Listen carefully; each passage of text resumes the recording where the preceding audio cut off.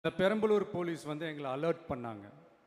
சரிங்க, கூட்டம் கொஞ்சம் ஜாஸ்தியாக இருக்குது, லேட் ஆகிடுச்சு, வராதிங்க அப்படின்ட்டு. So we had no choice. Police சொன்னால் நம்ம அதை ஒபே பண்ணி தானே ஆகணும். அதே நேரத்தில் பெரம்பலூர் மக்களோட அந்த சேஃப்டியும் மைண்டில் எடுத்துக்கிட்டு ஒரு மன வலியோடவே திரும்ப போயிட்டோம். அதுக்கப்புறம் பெரம்பலூர் தொகுதி மக்களுக்கு மன்னிப்பும் கேட்டோம். அதே மாதிரி நாமக்கல் அந்த மீட்டிங் முடிச்சுட்டு கரூர் வரும்போது அந்த கரூர் போலீஸ் எங்களை அலர்ட் பண்ணியிருக்கலாம்ல.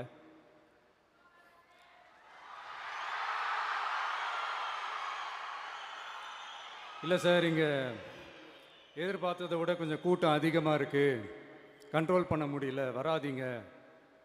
அண்ட் போலீஸ் நினச்சா அவங்க அந்த மீட்டிங்கே கேன்சல் பண்ணலாம். ஏதோ தப்பாக இருக்குது, ஏதோ தப்பாக தோணுது அப்படின்னு நினச்சிட்டாலே they have all the rights to cancel the meeting. எங்ககிட்ட கேட்கணும்லாம் ஒன்றும் அவசியமே கிடையாது.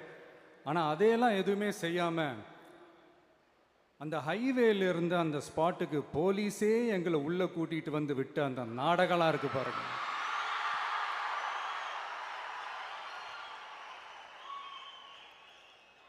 நம்பிட்டேங்க, முழுசாக நம்பிட்டேன். அன்னைக்கு இருந்த அந்த கரூர் போலீஸ் பேசும்போது தேங்க்ஸ்லாம் சொன்னேன் அவங்களுக்கு. எனக்கு தெரியாது இப்படி ஒரு நாடகம் நடக்கும்.